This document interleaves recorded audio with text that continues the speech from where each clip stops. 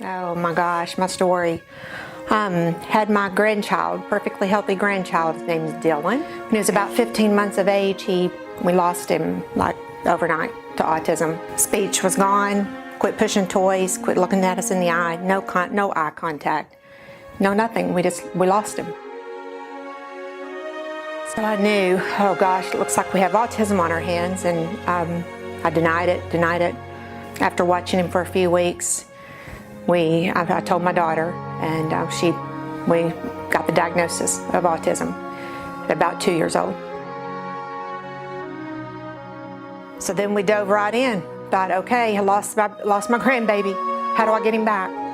And because I have a HemaCare, which is a business of my own, I was able to afford finances to be able to travel around the United States, find out what are they doing elsewhere. There's nothing here. So my husband and I, Keith, took off flying. We started flying around the United States and going to conferences, talking to doctors, and found that there were several things that we could do. And what had happened to Dylan is happening to thousands and thousands of mothers across the United States and the world. We only had the HemaCare, which we didn't have the center, hadn't even thought about the center. We started bringing the treatments to our home. He started getting better, and he started improving. One day, I had no clue where God was guiding us, none at all. I had Dylan, I was holding Dylan, and he was about 2.5 years old. My daughter was trying to gather some clothes quickly at the clothing store.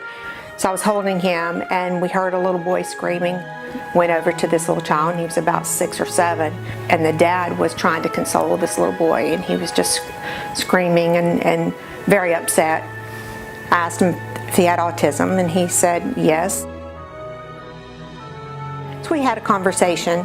Again, my grandson, we had no emotion from him since he was 15 months old, and he connected with this other little autistic child and cried and literally was just saying hi and turning his head. That was the first word we had even heard from him since he was 15 months old. It touched us. We were all emotional. My daughter was crying. I was crying. And I remember crying and telling him, crying with him and saying, it's okay, we're going to help your friends. I had no clue what that meant. I just knew I have to help these little children because my grandson's doing better. And this little child is not. I think God was telling us, you need to open a center. There's nothing here, and you're struggling to get the services for Dylan that obviously they're getting around the United States.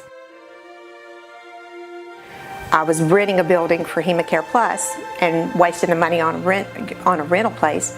So I spoke with Kevin and my husband, and it's like, we just have to do this. We purchased the land.